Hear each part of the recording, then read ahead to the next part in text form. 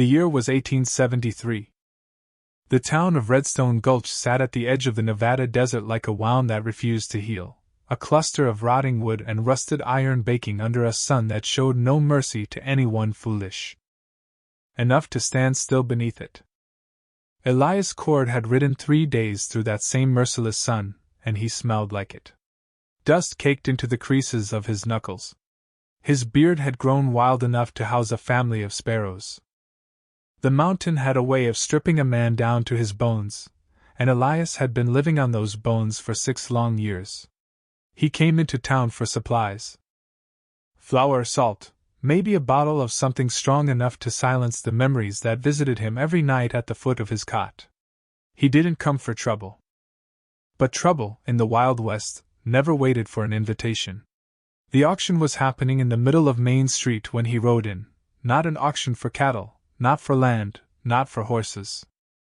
A woman stood on the back of a flatbed wagon, wrists bound with rope, eyes fixed on some distant point past the crowd, past the shouting, past the laughter, fixed on something only she could see. She was young. Maybe 22, maybe younger. Her dress was torn at the shoulder. A bruise lived on her left cheekbone like a storm cloud that hadn't finished rolling in. Around her, men with money and no conscience were placing bids on her life. Elias pulled his horse to a stop. He watched. He should have ridden on. Every sensible voice inside him said to ride on. He heard someone shout $15. Then someone else, a man with a gold tooth and small eyes, called out 18. Elias reached into his coat pocket and counted what he had. $20. His entire supply run. 6 months of trapping reduced to a handful of coins and a decision he wasn't sure he'd ever be able to explain to God or anyone else. He raised his hand. 20. The crowd went quiet. The man with the gold tooth turned around slowly. And the woman on the wagon, for the first time, looked directly at Elias Cord. He thought that look would haunt him for the rest of his life. He had no idea yet just how right he was.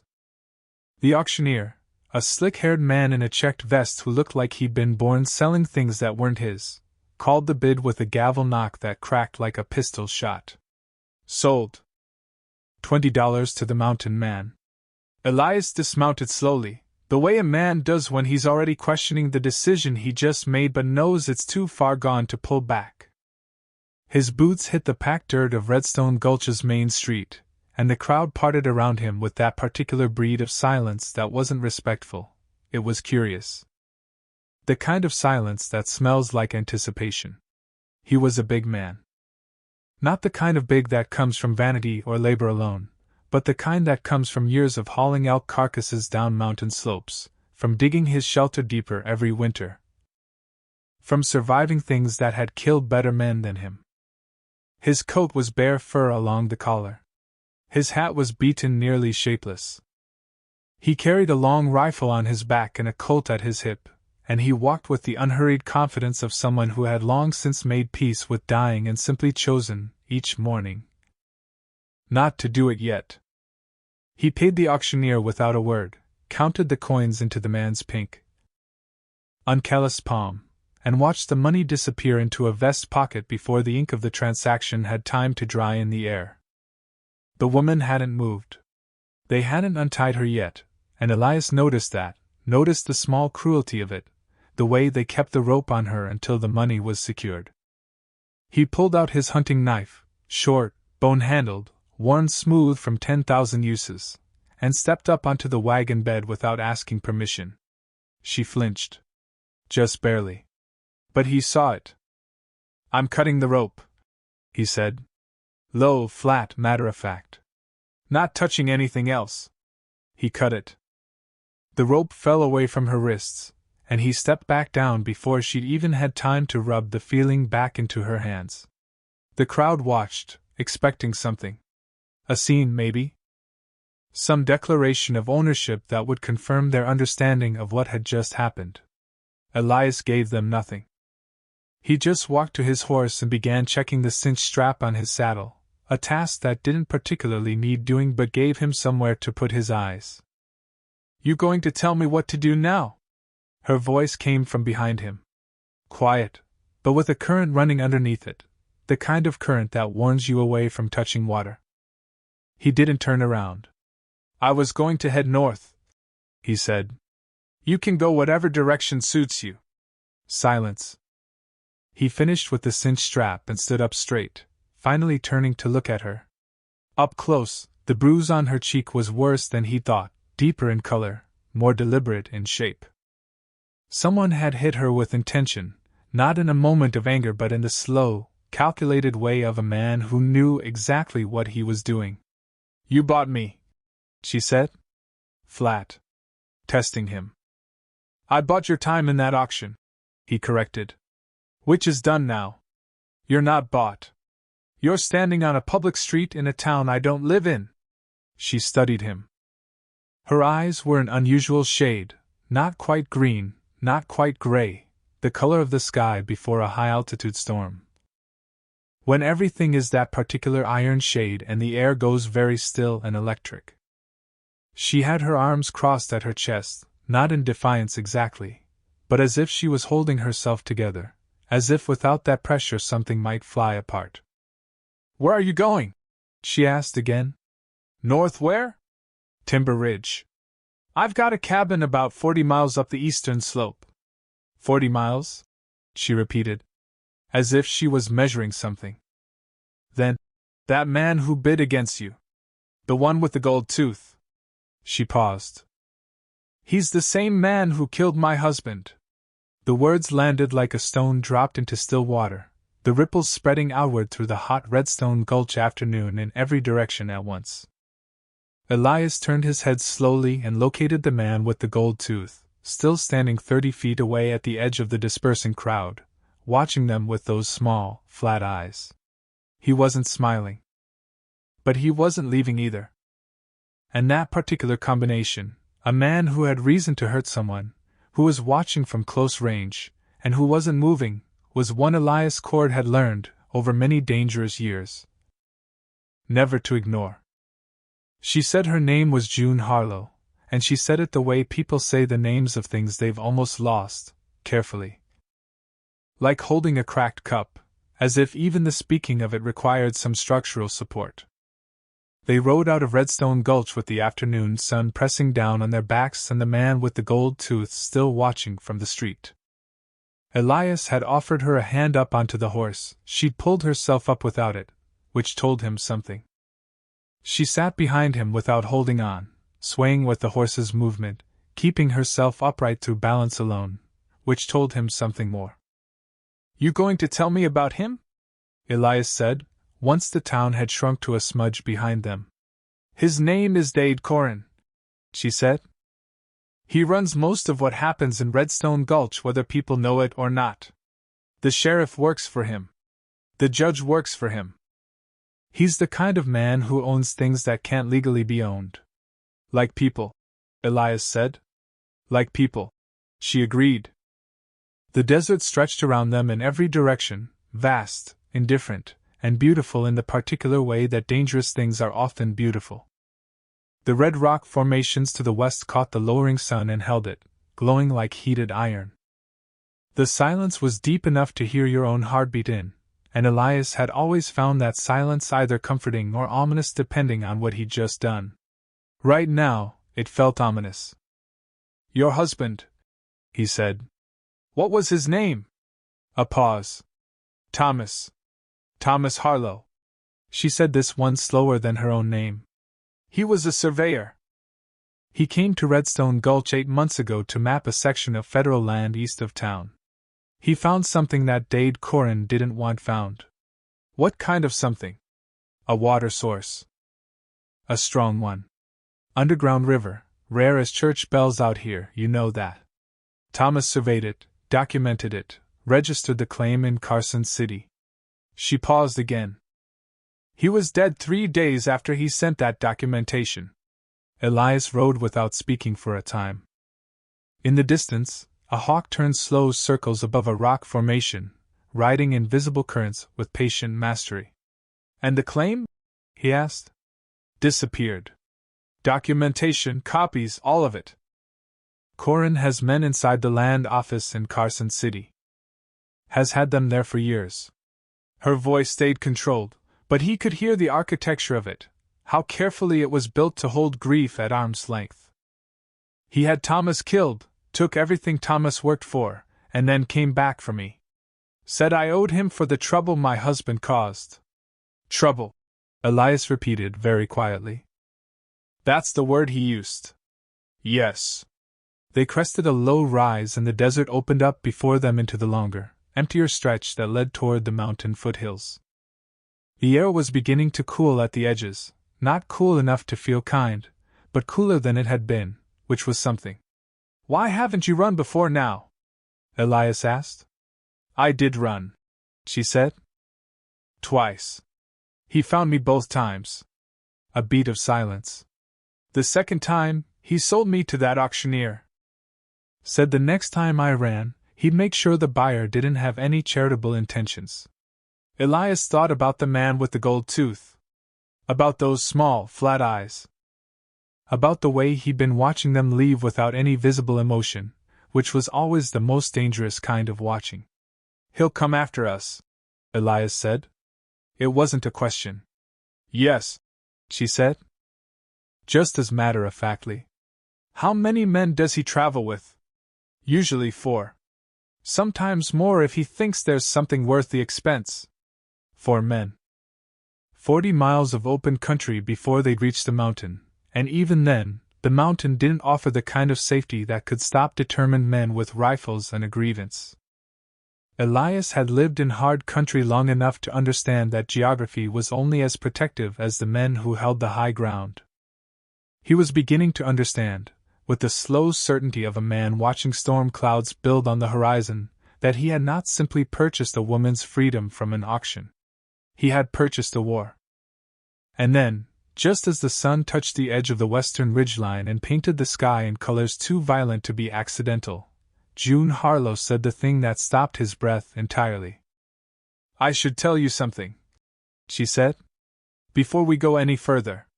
Before you decide whether I'm worth the trouble. He waited. Thomas didn't just document that water source.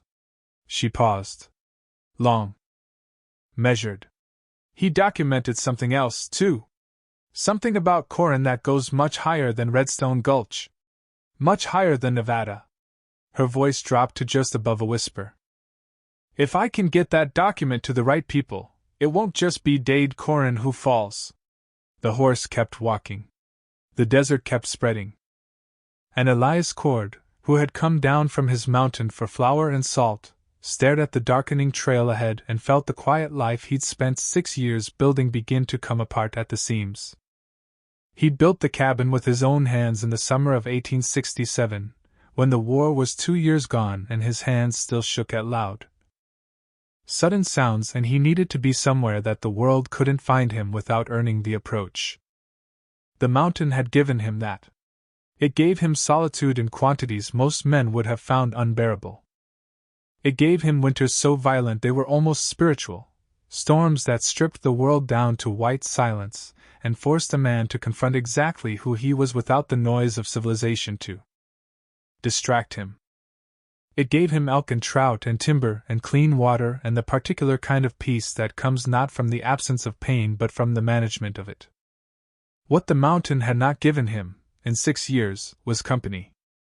June Harlow sat at his table on the evening of their first night, and ate the salt pork and cornbread he'd put together without ceremony or comment. And the presence of another person in his cabin was so foreign that it made the familiar room feel like someone else's. He watched her across the fire. She ate with focus, not delicacy, but not desperation either. The careful, controlled eating of someone who had learned not to take food for granted and had also learned not to show that they'd learned that. The document, Elias said finally. Where is it? She looked up. Thomas made 3 copies, she said. One went to the land office. Corin got to that one. One he mailed to a federal marshal in San Francisco. We don't know if that one arrived. She paused. The 3rd one he gave to me. Told me to keep it somewhere Corin would never think to look. And did you? I did. She reached up and touched the hem of her collar, just briefly, the smallest gesture. Gone before it fully registered. It's still there. Hidden on her person. Elias filed that away without reaction. What's in it? He asked. Everything. The water rights theft, that's the small part. The larger part is a record of payments. Going back 4 years. Corin has been funneling money to a network of politicians, judges, and federal officials across 3 states and 2 territories. Land grabs, water grabs, mining claims stolen from homesteaders and registered under false names. Thomas spent months documenting it. He was meticulous. Her voice shifted on that last word. Cracked slightly. Recovered. He was always meticulous. Elias set his fork down. If that document gets to the right federal authority, it brings down the entire operation, she said. Multiple men of significant power. Men who have protected Corin because their own secrets are woven into his.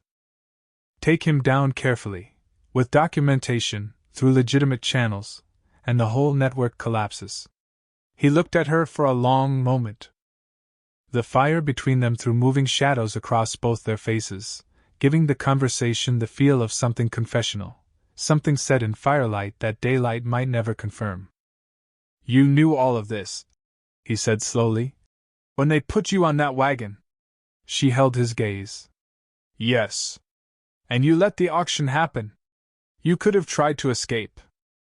You could have called up to anyone in that crowd, told them what you had on your person, and trust who, exactly? Her voice came back sharp and immediate. The sheriff is Corin's. The judge is Corin's. Half that crowd buys from Corin's men, and the other half owes him money. She shook her head. I was waiting. I was looking for one person who might be outside the system. One person Corin hadn't gotten to yet. Something moved in Elias's chest that he hadn't felt in a very long time. He wasn't entirely sure he welcomed it. And you decided I was that person, he said. Because I bought you. Because of the way you bought me, she corrected. The way you cut the rope and stepped back. The way you didn't look at me the way the others looked at me. She glanced down at her hands.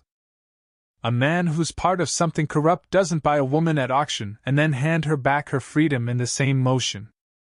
There's no profit in that. There's no profit in what I'm about to be involved in either, he said. No, she agreed. There isn't. He stood up from the table and walked to the window.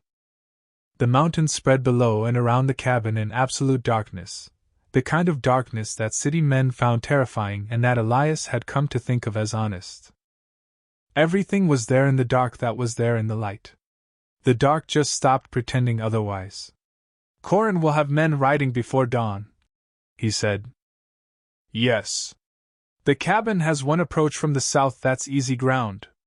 The north and east sides are cliff and scree, difficult but not impossible for men who know what they're doing. The west comes through timber, which is slower but gives good cover. You've thought about being followed before, she observed.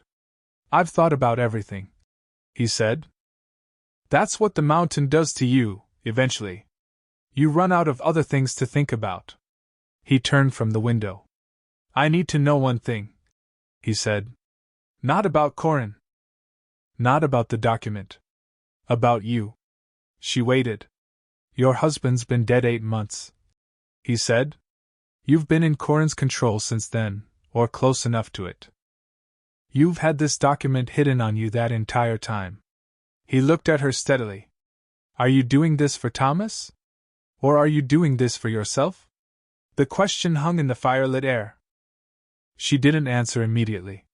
She looked into the fire, and whatever she saw there, she kept private.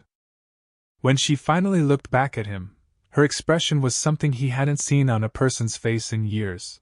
The particular honesty of someone who has stopped being afraid of their own truth. Both, she said. Is that allowed? He almost said yes immediately. Caught himself. Thought about it like it deserved to be thought about. It's the most honest answer you could have given, he said finally. And outside, somewhere deep in the timber to the west, a branch snapped. The sound in the timber was a deer. He checked, slipping out the back of the cabin in wool-socked feet, moving through the dark the way the mountain had taught him, without sound, without urgency. Becoming part of the environment rather than moving through it. A doe. Yum. She watched him from 20 feet with the enormous, calm eyes of a creature that had decided he wasn't dangerous tonight, and turned back to grazing. He returned to the cabin and slept 3 hours. He was awake before first light, the habit of 6 mountain winters having stripped his need for alarm clocks down to 0. He sat at the table in the pre-dawn dark and loaded his rifle by feel, a ritual that had its own kind of meditation in it, the careful, tactile attention to each component, nothing rushed. Nothing uncertain. June was awake when the first gray crept through the window. She came to the table without speaking and sat across from him, and he pushed a cup of coffee toward her, strong black. The kind of coffee that functioned more as a biological event than a pleasure, and she took it in both hands and drank it without grimacing, which confirmed his estimation of her. "I want to go to Carson City," she said. He'd been expecting this. "Corin has men in the land office there," he said.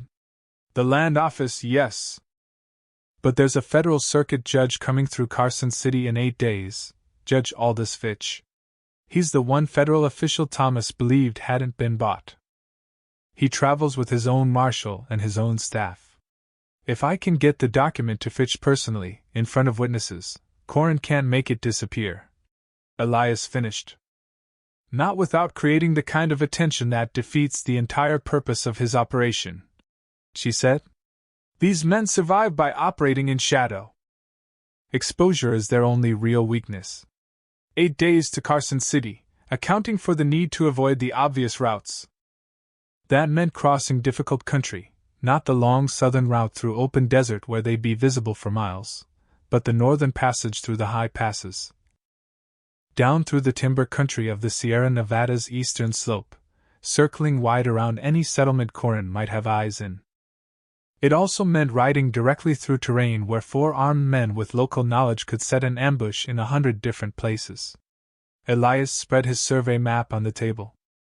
He'd drawn it himself over 6 years of ranging, every trail, every water source, every natural shelter.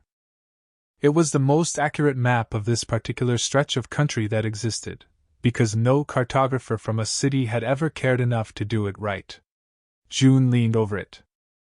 Her hair fell forward, and she pushed it back impatiently. She traced the route with her finger, not randomly, but with clear geographic understanding. Another thing her husband had taught her, he realized. A surveyor's wife who could read land. "Here," she said.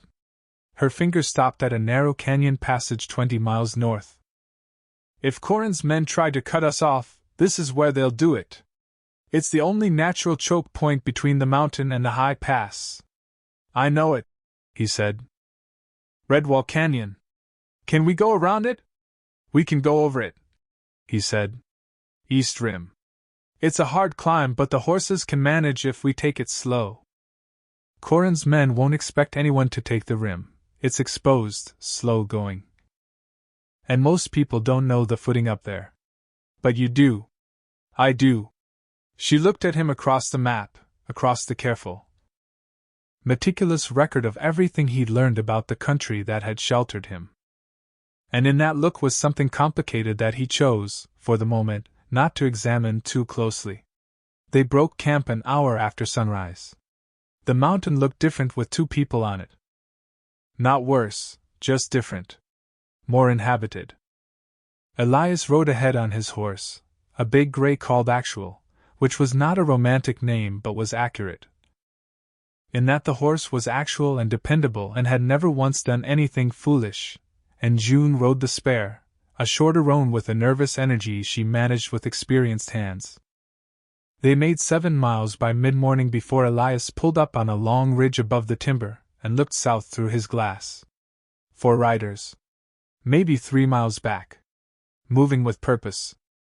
He handed the glass to June without comment. She looked for a long moment, then handed it back. "Corin's in the front," she said. Her voice was flat. Professional, almost. But her jaw was tight enough to see from the side. He came himself. Elias looked again. Confirmed the gold tooth wasn't visible at this range, but confirmed 4 riders, confirmed the pace and direction. He considered his options with the same unhurried calm he brought to everything. Not because he wasn't afraid, the mountain had never cured him of fear, but because he had a long time ago separated the experience of fear from the decision-making process. The way a surgeon learns to work around pain without pretending it isn't there. "Redwall Canyon is 4 miles ahead," he said. "If we push the horses, we arrive tired at bad footing." He shook his head. "We go steady. Stay on schedule. Let them think they're gaining. And when they get to the rim?" He put the glass away. "Check the Colt. Check the rifle. Then we stop running," he said simply. He turned actual north and rode, and June rode beside him without another word, and below them the 4 riders kept their relentless, patient pace. And the mountain held its breath around all of them as if it knew what was coming next and was deciding whether to be merciful. The east rim of Redwall Canyon was exactly as unforgiving as Elias had described it, a tilted shelf of red sandstone 200 feet above the canyon floor. Wide enough for 1 horse at a time and offering, in its treacherous nature, the particular gift of making any pursuit equally miserable for both parties. They reached it with 40 minutes of lead still on Corin's riders. Enough, maybe. Maybe not. The horses went up the first switchback with the heavy, deliberate effort of animals who understood the task and chose to be equal to it. Elias talked actual up each section with short, quiet words, not command words, more like conversation. The kind of quiet partnership between a man and his horse that develops over years of hard country. June's roan was shakier on the footing. She kept the reins steady without overcorrecting, let the horse find its own balance on the loose rock, which was the right instinct and which Elias noted without comment. Halfway up, Elias stopped and tied both horses to a cedar that grew sideways from a crack in the rock. He pulled the rifle and walked back to the rim edge. Lying flat, moving into the prone position with the smooth efficiency of a man who had once been trained for exactly this, and looked down the slope through the gun's rear sight. Corin's riders were at the base of the rim approach. Stopped. Consulting. 2 of them had dismounted to look at the tracks. "They know we came up," June said quietly, appearing at his side, also flat on the rock. "They know," he agreed. "Will they follow?" One of the riders below was already starting up the approach on foot, rifle in hand, leading his horse. The other 3 were spreading out, which meant they were thinking about the canyon floor route, the possibility of someone getting below them and blocking the exit. Smart. Corin had smart men, which was worse than Corin having brutal ones. Brutal could be outlasted. Smart had to be outthought. "One's coming up," Elias said. 3 staying at the base. 2 of them will take the canyon floor trying to get ahead of us on the north exit. He paused, calculating. "Which means at some point we have 1 man above us on this rim, and 2 men below us in the canyon. Corin?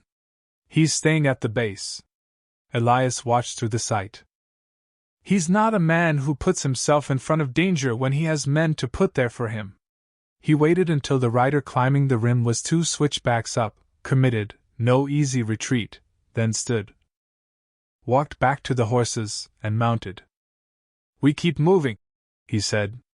"Rim traverse to the north exit. Quick as the footing allows." They moved.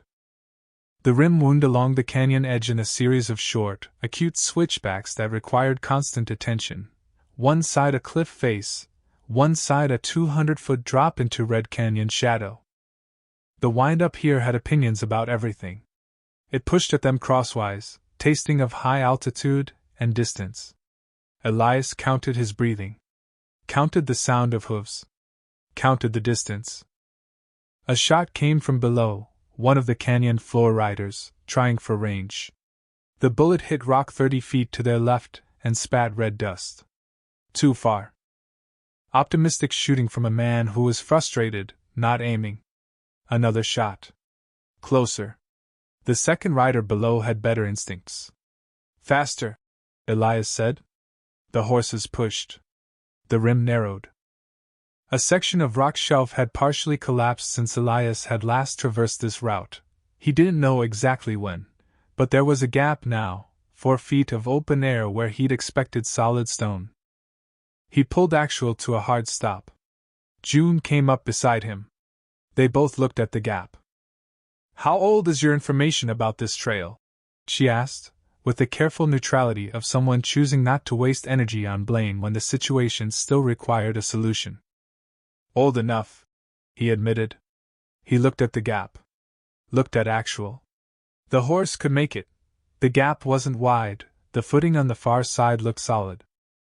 But a horse that didn't want to make it would balk, and a bulking horse on a 200-foot drop was a particular kind of catastrophe.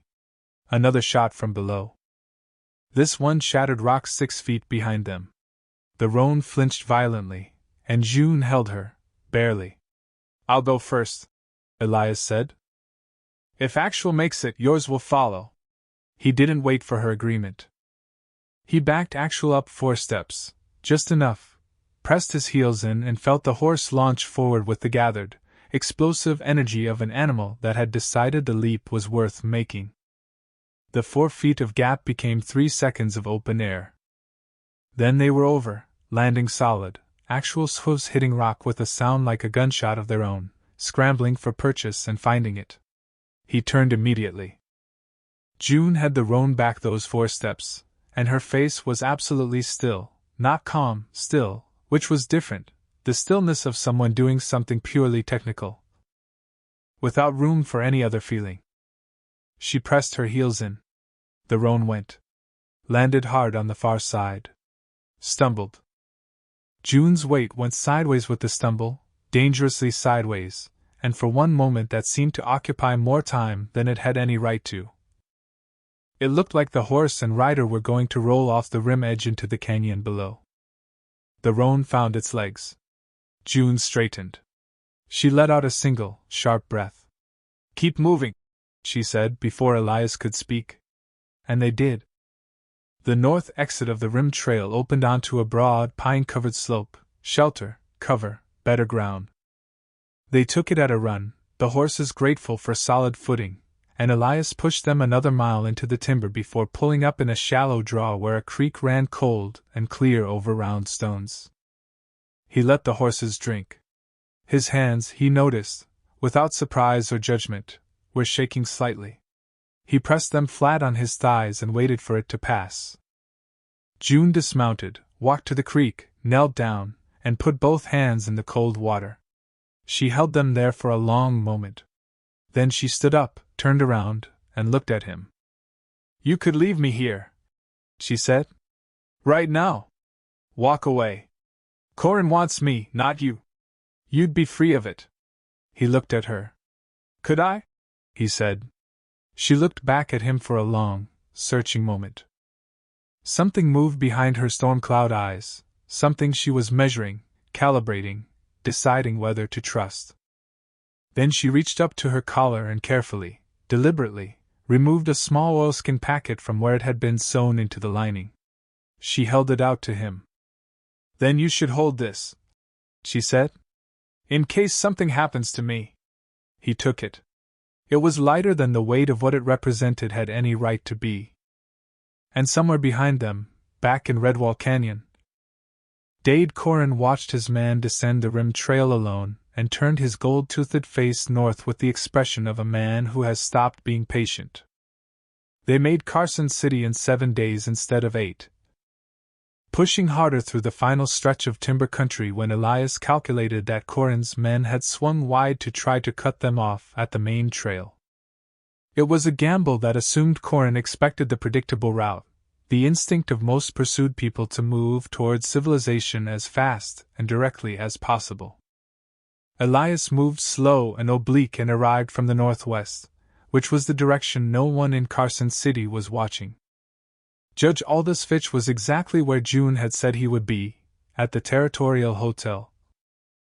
A 3-story brick building that stood out in Carson City with the slightly embarrassed grandeur of something that didn't quite belong to the landscape around it. His detail was 4 federal marshals, his personal clerk, and a small wagon of legal documentation that traveled with him everywhere. Which was the particular vanity of a man who trusted nothing to other people's filing systems. They found Fitch at breakfast. Elias had changed into his least destroyed clothing, which was not saying much, and June had borrowed a dress from a woman at the livery stable's attached boarding house, paying with the last $3 she had. The bruise on her cheek had yellowed at the edges. It was still visible. They decided, without discussing it, that this was not necessarily a disadvantage in the context of what they were about to do. Fitch was a compact, gray-haired man with the particular wary alertness of a judge who had been in frontier territories long enough to know that people came to him either with legitimate grievances or with weapons, and that the two were sometimes indistinguishable until very late in the conversation. He looked up from his eggs when Elias and June walked in, and one of his marshals was on his feet before they'd taken 3 steps. "Federal business," June said clearly, before the marshal could speak. "I have documentation relevant to a matter of land fraud and official corruption involving federal officials across Nevada and California. I am formally requesting to present it to Judge Fitch in the presence of witnesses." She had rehearsed this. Not in a wooden way, in the way that people rehearse things they have been waiting a very long time to say, so that when the moment comes, the words arrive with the full weight of everything that went into them. The room went very quiet. Fitch looked at her, then at Elias, then back at her. "Sit down," he said. They sat. The document came out of the oilskin packet in Thomas Harlow's careful, surveyor's hand, pages of precise notation, dates, amounts, names. Names that made Fitch's clerk visibly pale when he read them over his employer's shoulder. Names that included a territorial governor, a circuit court administrator, and 3 United States senators. Fitch read for 11 minutes. Nobody in the room spoke. Elias sat with his hands on the table where the marshals could see them, and he looked at nothing in particular, and he thought about the mountain and about 6 years of solitude. And about the way you can come down for flour and salt and leave with something that changes the entire shape of your life. And how the math of that was probably never going to fully make sense to him. "Mrs. Harlow," Fitch said finally, "I need you to understand the magnitude of what you're presenting." "I understand it," she said. "This is going to require federal protection. For you. Ongoing." He looked at her carefully. "Do you understand that?" "My husband understood it," she said. "He did it anyway." She paused. "I'm doing it anyway." Fitch looked at Elias. "And you," he said. "You're the man who brought her here?" "I'm the man who rode north with her," Elias said. "The bringing was her own work." One of the marshals sent word north to Redstone Gulch before noon. Dade Corin was arrested at the edge of Carson City 2 days later, having made it through the timber country in the time it had taken Elias and June to reach Fitch. He came into town with 2 remaining riders, the other 2 having apparently decided, somewhere in the Sierra Nevada, that the employment was no longer worth the terms, and walked into a federal net that was already assembled and waiting. The gold tooth caught the morning sun when they put the irons on him. He looked at June Harlow across the street, and his face did something complicated and ugly, and then the marshals put him in the wagon and drove him away. And that was the last time June Harlow ever saw Dade Corin's face. Elias watched from the boardwalk. The morning was cool. The air smelled of pine resin and distance, the way it always did at elevation, the smell of somewhere that hadn't been fully tamed yet. He breathed it in and thought about the ride back to the mountain. 40 miles? 2 days if he took it easy. Longer if he stopped to check the trap lines he'd left running. He heard her footsteps on the boardwalk behind him. "The judge is offering federal protection," she said. "A relocation, new documentation, somewhere safe." "Good," he said. A pause. He also said that anything in Thomas's documentation related to the water rights claim would be investigated. If the claim can be re-established. She stopped. Started again. Thomas's work might actually mean something. Legally. It already means something, Elias said. She came to stand beside him. Not close. Just beside. They both looked at the street. The wagon carrying Corin was gone. The ordinary business of a frontier morning was reasserting itself, a blacksmith hammering somewhere, a cart horse being loaded. Two women in bonnets discussing something with the serious attention that serious things require. I need to ask you something, June said. He waited. Why did you raise your hand? Back in Redstone Gulch. At the auction. She turned to look at him. Really? Not the practical answer. The real one. He thought about it honestly. He owed her that. My wife, he said, died 7 years ago. Fever. We'd been out on the eastern range for 3 months. No town close enough, no doctor fast enough. He paused. She died because there was nobody there to put themselves between her and something she couldn't fight alone. June was very quiet. And you've been living on the mountain ever since, she said. Not a question. Seemed like the right distance from everything, he said. Another silence. Longer. The kind of silence where both people are deciding something simultaneously and neither knows whether they're deciding the same thing. I'm not your wife, she said quietly. Not unkind. Precise.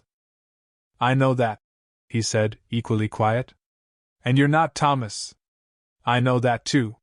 She nodded slowly. The federal protection, she said. They're putting me in San Francisco. For the proceedings. It could be a year before it's resolved.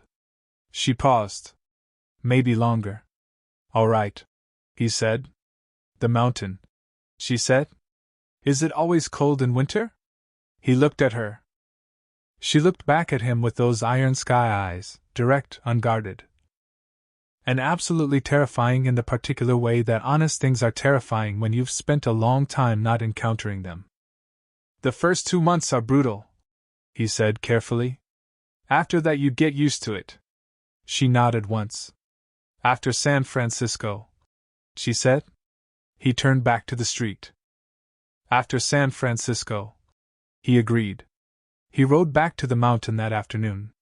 Alone, the way he'd come down. The 40 miles felt different this time, not shorter, but less empty somehow, the way a room feels different when you know that someone has recently been in it and will return. He got back to the cabin at dusk on the second day. Built a fire.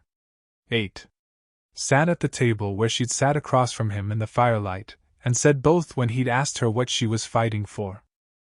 He thought about Thomas Harlow, meticulous and brave and dead at 31 in service of a truth that had finally, 7 years and 1 mountain man later, found its way into the right hands.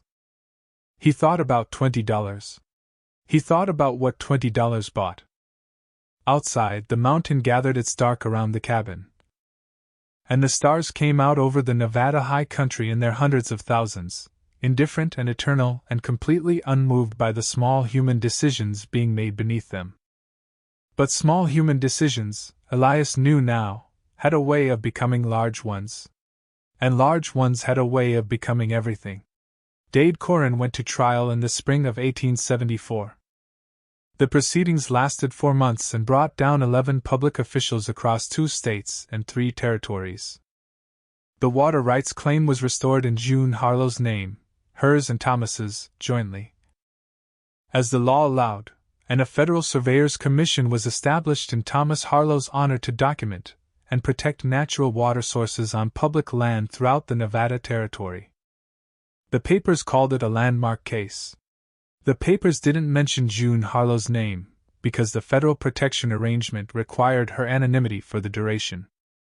The papers didn't mention Elias Cord at all, because Elias Cord had no particular relationship with papers.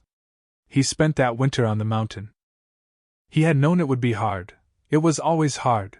But this winter was hard in a new way, the way that presence, once experienced, makes absence sharper than it was before. He did not allow himself to count the days until spring. That way lay a kind of madness he had no use for. She arrived in late April, when the snow melt was running in every creek and the mountain was doing that thing it did every spring, that violent, beautiful thing where it remembered that it was alive. She came up the southern approach on a good horse, dressed for mountain travel, with 2 saddlebags and the practical expression of someone who had made a decision she intended to maintain.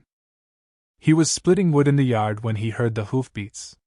He set the axe down, straightened, waited. She pulled up 20 feet away and looked at him across the yard, across the woodpile and the cabin smoke and the mountain morning, and he looked back at her. "The trial's done," she said. "I heard," he said. "Thomas's work held up," she said. "All of it." "I heard that too." She looked at the cabin, at the mountain above it, at the country stretching in every direction in the clean, cold spring air. "It's smaller than I pictured," she said. "It's enough room," he said. She dismounted, walked toward him, stopped 3 feet away. "I need you to understand something," she said in that direct, unguarded way that still had the capacity to stop his breath. "I'm not here because I owe you anything. You made sure of that in Redstone Gulch when you cut the rope and stepped back." "I know," he said. "I'm here because—" She stopped, looked away at the mountain for a moment, then back at him. "Because I spent a year in San Francisco in a comfortable room with federal marshals outside the door, and I thought about this mountain every single day. And I am very tired." Her voice broke slightly on that word, recovered. "Of being in places I'm thinking about leaving." Elias Cord stood in the mountain morning with the axe handle in one hand and $20 worth of consequences having brought him to the precise coordinates of this moment. He had no particularly eloquent response prepared. He picked up her saddlebags. He walked to the cabin and held the door open. And June Harlow walked through it. Some men go down from the mountain for flour and salt. Some men come back with something they didn't know they needed. And some decisions that look, at $20, like the smallest thing a man could do, turn out to be the largest thing he ever did. What would you have done, raised your hand, or ridden on?